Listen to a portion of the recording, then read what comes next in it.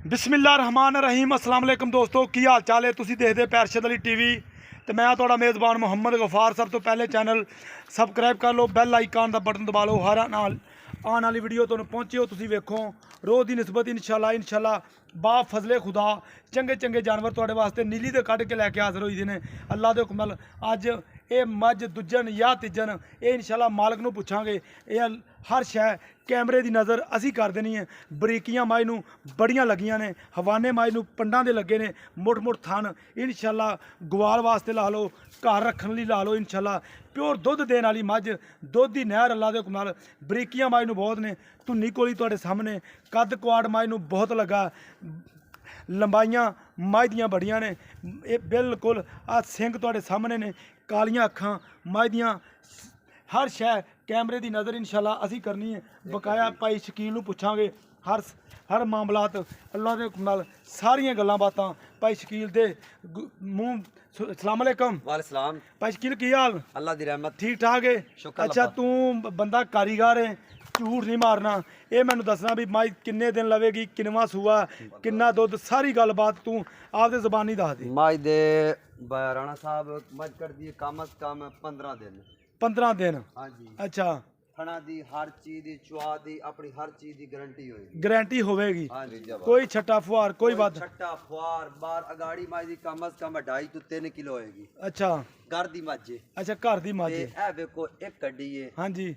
पछा मझ दी वेख लो बिल्कुल बरीक, हाँ बरीक बहुत है। जिवें मोमी कागज होवे। ये मियाँ चन्नू दा एरिया 15 एल दा भाई शकील ऐसा। चड्डा मझ नू ए वेखो एवे नीली दे बट्टा ने मझ प्योर नीली दी है। हाँ जी। हाँ जी मझ मेरी घर दी है। अच्छा, दुध देने वाली मझ है। अच्छा, दुध मझ दूसरे वारे कर दी है 17-18 किलो।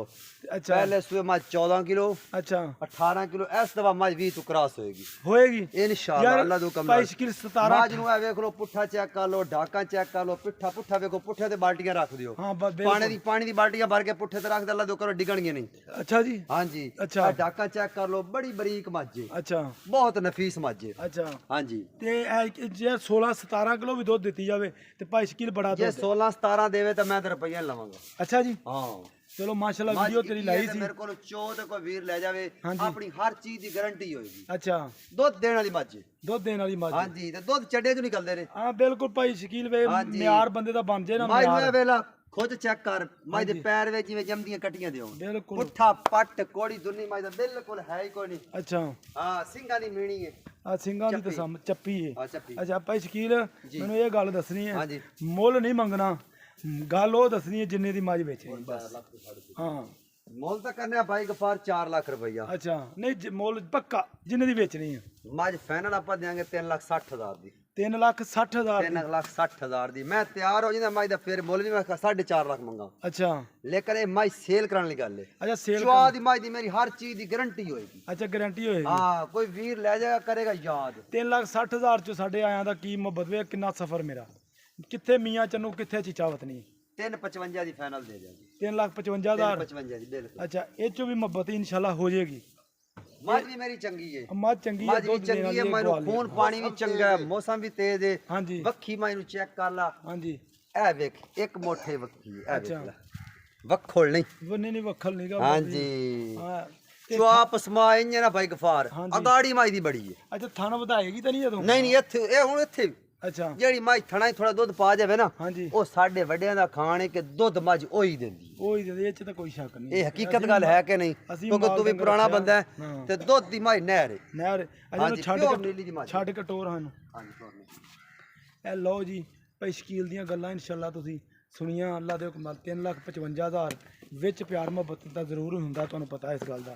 ਇਹ ਵੇਖੋ ਬੇੜੇ ਜੱਡੀ ਮੱਝ ਹੈ, ਬੇੜੇ ਜੱਡੀ ਮਾਸ਼ਾਅੱਲਾ ਐਡੀ ਮੱਝ ਆਮ ਨਹੀਂ ਲੱਭਦੀ। ਬਿਲਕੁਲ ਸਾਰੀ ਮੱਝ ਥਲ ਥਲ ਕਰਦੀ ਬਕਾਇਆ ਇੰਸ਼ਾਅੱਲਾ।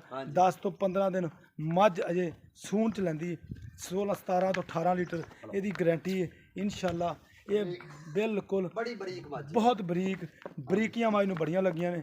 ਬਰੀਕ ਮੱਝਾਂ ਹੀ ਦੁੱਧ ਦਿੰਦੀਆਂ ਨੇ, ਉਸ ਤੋਂ ਹਟ ਕੇ ਨਹੀਂ। ਚਾਟ ਮਾਰਦਾ ਮੈਂ ਰਿਕਾਰਡ ਦੇ ਵਿੱਚ ਜਮਾ ਹੋ ਜਾਂਦਾ। ਹਾਂਜੀ ਬਿਲਕੁਲ। ਇਹ ਇੰਸ਼ਾਅੱਲਾ ਉਮੀਦ ਕਰਾਂਗੇ ਇਹ ਵੀਡੀਓ ਤੁਹਾਡੇ ਪਸੰਦ ਆਏਗੀ। ਲਾਈਕ ਤੇ ਸ਼ੇਅਰ ਤੇ ਕਮੈਂਟ ਮਾਸ਼ਾਅੱਲਾ ਤੇ ਜ਼ਰੂਰ ਕਰਨੇ। ਮਿਲਦੇ ਅੱਛੀ ਤੇ ਬਿਹਤਰੀਨ ਵੀਡੀਓ ਨਾਲ। ਅੱਲਾ ਨਿਗਹਬਾਨ ਪਾਕਿਸਤਾਨ ਜ਼ਿੰਦਾਬਾਦ, ਪਾਕ ਆਰਮੀ ਜ਼ਿੰਦਾਬਾਦ।